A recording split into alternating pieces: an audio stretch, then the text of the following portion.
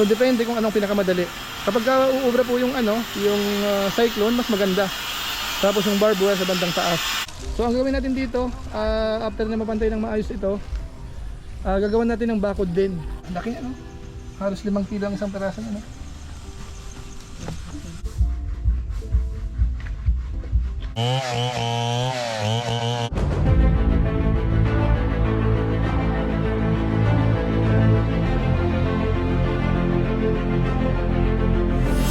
Ayun, shoutout guys, muli, welcome po sa aking YouTube channel. Ito po si Kuya Julay, ang inyong katugang, ang inyong kalingap, na bumabati po sa inyo ng magandang araw, magandang gabi.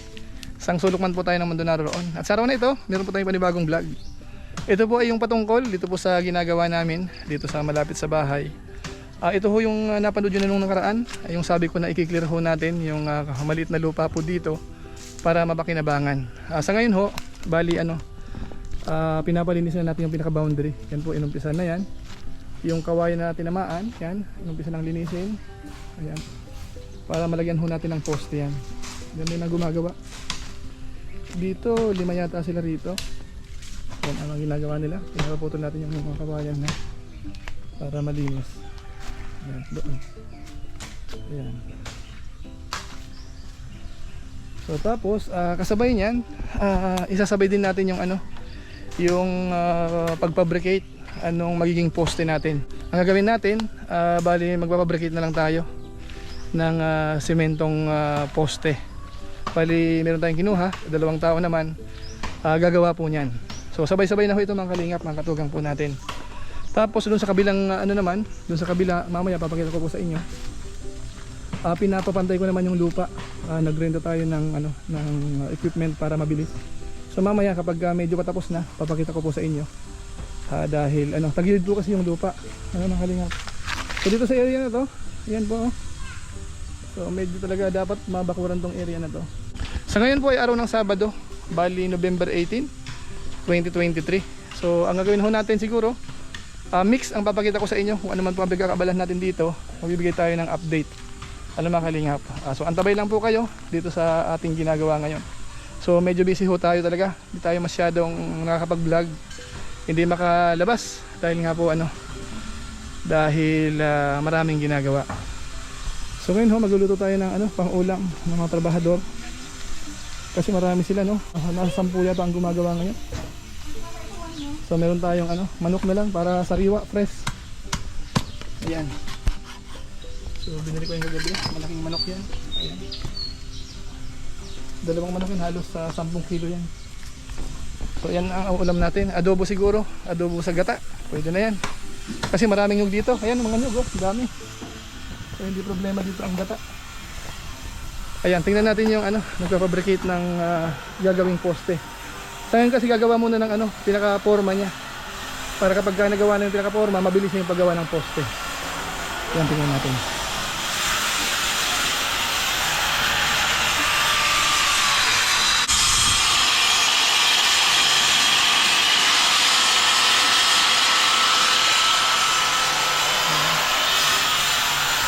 Tapos ito naman yung mga materials na gagamitin natin. Kumuha na tayo ng 5 kubikong buhangin. Yan ito.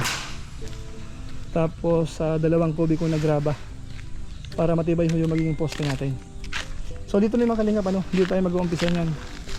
Itong gawin na to. Sa ngayon kasi merong barbed wire, kaso nga lang ho, sira-sira na. So papalitan ho natin yan ng matibay na poste na. Hanggang dito yan. Hanggang dito sa area na to. Ayan, doon mag-i-start sa pinakadulo. Magpo-poste tayo ng konkreto. Tapos ikukulong na natin to hanggang doon. Itong buong compound, ikukulong na po natin ito mga kalingap, mga katugang po natin. Kapag na-contain na yung area, so madali na tayong gumawa ng mga pwedeng pag-aabalahan dito. Pwedeng mag-alaga ng manok, pwedeng magtanim-tanim, at kung ano-ano pa. So yan nakagandahan dito kapag po ito. Kapag nabakuran lang ho natin. Yung nga pala, yung unang balak natin na hollow block sana, hindi ho po pwede dahil ang daming kahoy. So ang lalaki po ng kahoy na aalisin. So sayang naman sa mukha nito dito sa area na to. Kung i-hollow blocks ko to, itong mga kahoy na to, Sayang yun, may santol pa yung isa. Mangga. Ayan oh. So sayang. Kaya hindi po uobra, no? Hindi ho uobra yung ano, yung hollow blocks na bakod. Marami hong masisirang kahoy. So sayang naman, pinaghirapan niya ng tatay ko. Itinanim niya nung araw. Ang gawin natin, magpuposte lang tayo ng konkreto doon sa mga po pwedeng postehan. Tapos po pwedeng cyclone o kaya naman barbed wire. So depende kung anong pinakamadali. Kapag uubra po yung ano, yung cyclone, mas maganda. Tapos yung barbed wire sa bandang taas. So yan po ang plano natin sa ngayon. So depende ho yan kung ano magiging actual kapag huli tayo na po yung poste. Ano mga kalingap? So yan po yan. Ngayon puntahan natin yung ano, yung pinapantay diyan sa kabilang kalsada.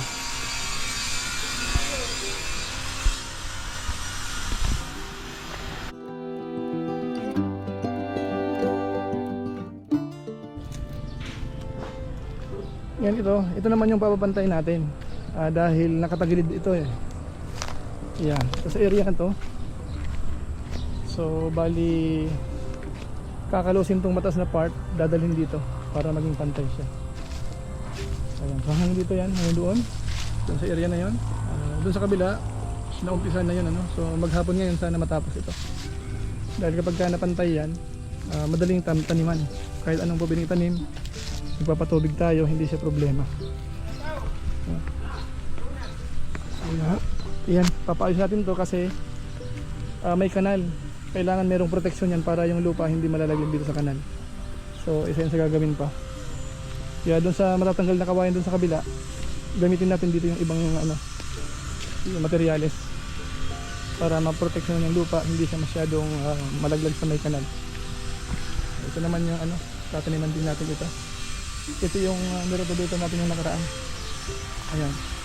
So hanggang dito ang ano natin, hanggang dito yung ibabakuran natin. Itong part na to kasama pa yan. Mula dito sa pinag-gate na yan.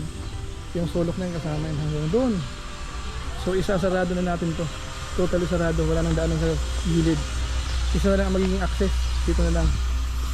Yan ang plano natin. Yan, para walang maging problema. Yan. So yan, mamaya uli. Update tayo maya ng konti. Yan na yung manok. Laki niya, no? Halos 5 kilo ang isang peraso niya, no?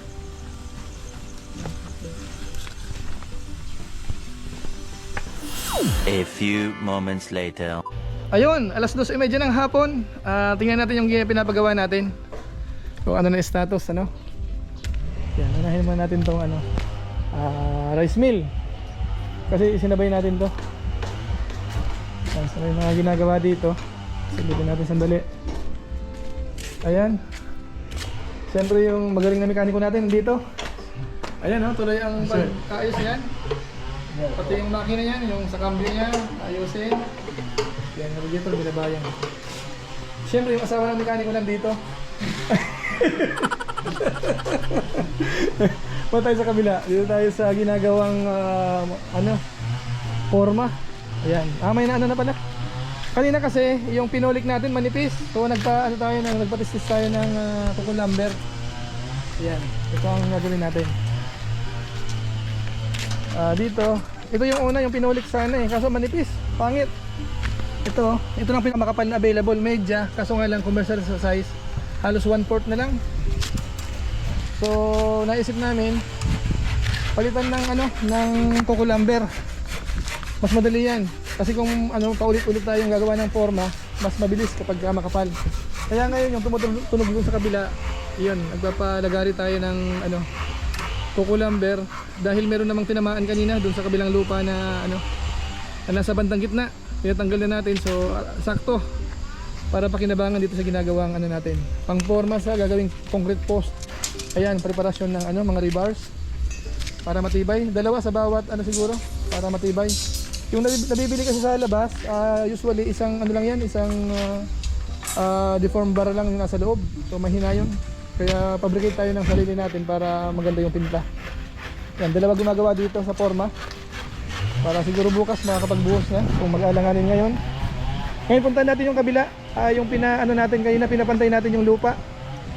Yung taniman din, puntahan natin.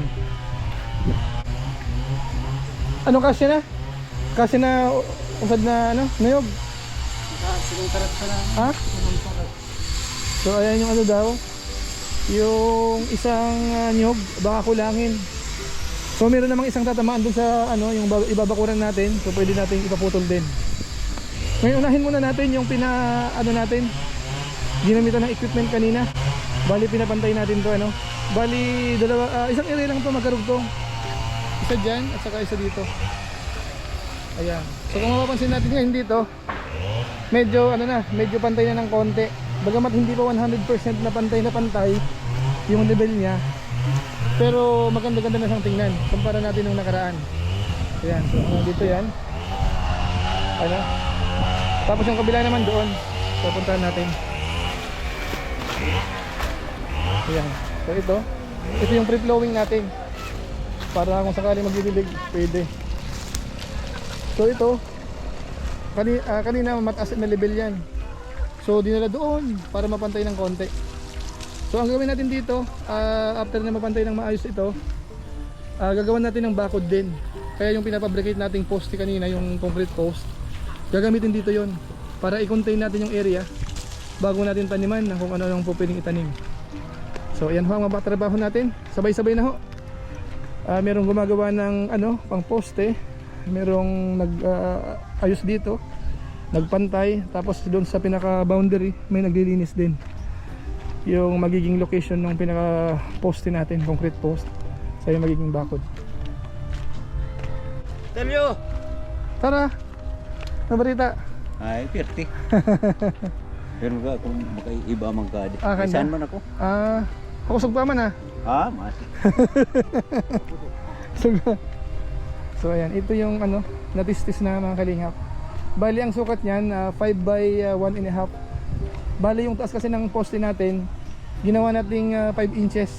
Yung nasa market, ano lang, 4 inches, 4 by 4. So ang gagawin natin na 5 by 5. So gagawa tayo ng pinakahulmahan kumbaga, para yung ano, yung paglagay ng semento, mas production na tayo. Isang latagan siguro mga ano yan, mga 7 or 8. Kasi marami tayong gagawing ano, poste ng kalingap, baka kulang ang 100 o kaya 200 na poste. Marami tayong ibabakuran dito. Kanina nung hinukay ito, may 2 cobra na nakita. Actually yung isa napatay na. Kaya mas maganda yung ginawa natin, nalinisin talaga tong ano, itong pinaka lupa natin, yung pinaka boundary. Ayan, ito yung pinaka boundary dito. Yan, kalsada na yan. Banda dyan. Ito yung boundary hanggang doon. So ibabakuran natin to. Tapos dito sa side ng kalsada may kanal yan. So ang gawin natin dito, gagawa tayo ng protection muna pansamantala para yung lupa hindi malaglag sa kanal. Kaya yung ano, yung gumagawa doon sa may kawayan, lahat ng makukuha doon na po pwede dito, gamitin din natin. So lahat yung pagkikinabangan ano. So medyo matrabaho mga kalingap. Sa totoo lang, hindi lang nakakapagod. Malaki ang gastos ng kalingap ano, kaso nga lang nasubo na po tayo. Kasi kung hindi naman natin to gagawin, paano tayo makakapagtanim ng maayos? Kung hindi po ito naka-contain ng maayos din. So konting sakripisyo. So pagtawid ng kalsada ho, ito isa pa po itong papagawa rin natin. Sa ngayon naka barbed wire yan. Pero yung barbed wire kasi na yan, siyempre mababa lang naman yan. Ayan ito. Kung gugustuhin, kayang-kayang tawiran po ng tao yan. So pag-isipan natin dito, dahil sa side ng bahay ito, baka lagyan natin ng hollow blocks din yung pinaka-base nya. Tapos baka cyclone wire yung bandang taas. So depende ho yan kung kakayanin pa ng budget natin ano. Basta sa ngayon, unahin muna natin yung pinaka bandang likuran, paikot. Postehan ho natin ng konkreto. Tapos kung kaya ng cyclone wire plus barbed wire sa bandang taas. So iyan pinaka project natin ngayon. So puntahan natin yung nasa likod naman, doon sa may pinaka boundary. Pinapalinis na natin para matansya natin yung paglalagay ng poste. Yan naman kasabay dyan, yung sa kapatid ko naman yung bahay na gumagawa. Ayan, konting repaint, konting linis. So ito yung pinaka boundary natin medyo maliwanag na, kita na natin ano. So ito hindi to sapat, kaya nakita natin yung kamukha nito, yung poste nabubulok kasi mga ganito So papalitan natin ng konkreto yan. Ayan, so tingnan natin doon sa pinaka boundary, ikutan natin. So marami nang nalinis ano. So mga ilang araw pa pwede nang mag poste tayo ng konkreto. Siguro yung gumagawa doon mga 4 days siguro, baka matigas-tigas na ng konti, or 5 days. Kapag pwede lang itayo, itatayo na natin para makita natin yung pinaka location or pinaka-boundary ng kung saan dadaan yung pinaka-bakod natin. So ngayon ho kasi barbed wire nga yan, kaso nga lang parang useless din. So hindi ho sapat yan. So marami tayong gagawin, no? Ito, so pupostehan natin yan ng konkreto. Ayan. Yung mga kawayan na nakukuha, gagamitin din natin doon sa tabing kalsada. Ito mga nakuha na to. Ito muna yung magsisilbing protection para hindi malaglag yung lupa doon sa pinakakanal. So ayan, kawayan, ang daming kawayan na natanggal. Ayan pa, oh. So ayan, marami tayong kawayan, oh. Sagana sa kawayan. Pwede tayong gumawa na ng parang malit na kamakamalig o bahay kubo para tambayan, doon tayo magbablog. Pwede yan. Ayan, ang dami na. Ayan, oh. Ito naman yung isang nyug. Kukunin natin kasi mga kaabala naman sa bakod. So pakinabangan na natin yan. So meron naman dito taga-tistis ng nyug. So mabilis lang yan. Ayan, oh.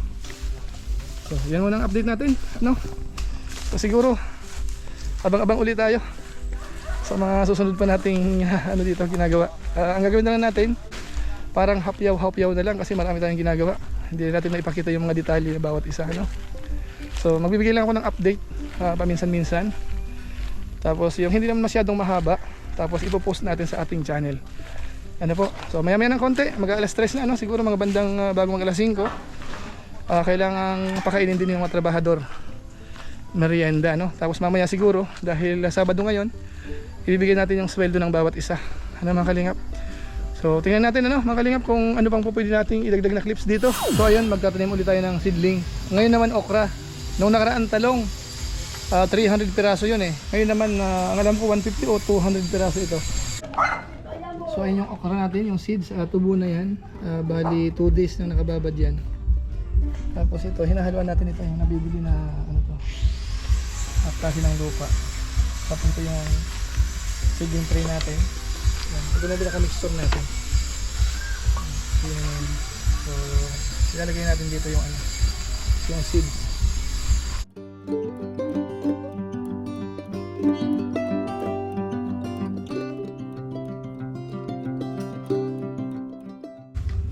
Isa-isa yan.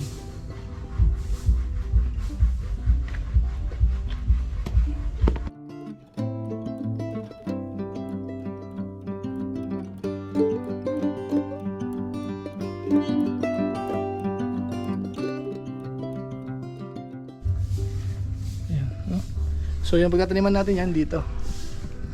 Yung una muna yung bandang dulo siguro yung talong. Kung saan aabot yung talong natin. Tapos itutuloy natin yung okra.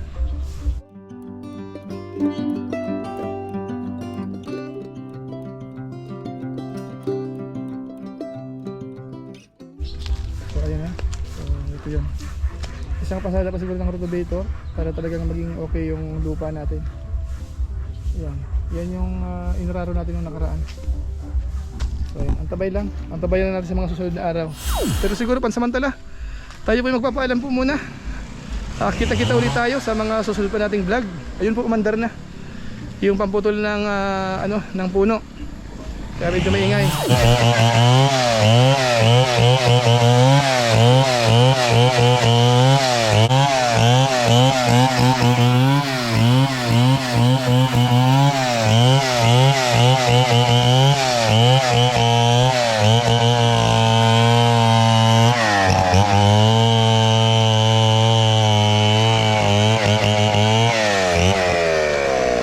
So kita-kita na lang po ulit tayo sa mga ibang araw, sa mga vlog ni Kuya July, mga kalingap. Pasuportahan natin ang ating YouTube channel. At siyempre maraming salamat sa mga lagi pong nakasuporta dito sa ating Facebook page, yung July Paunil 2.0, at saka po sa ating YouTube channel, yung July Paunil. So maraming salamat po sa inyo. At sana lagi niyong suportahan ho ang ating mga kasamahan din sa pangunguna ni Kuya Bal Santos Matubang, ni Kalingap Rab, Rowel of Malalag, at Edna Vlogs, at saka po sa lahat ng mga Lingap partners. So kita-kita ulit tayo mga Kalingap. Bye-bye po muna. Bye-bye. Bye-bye.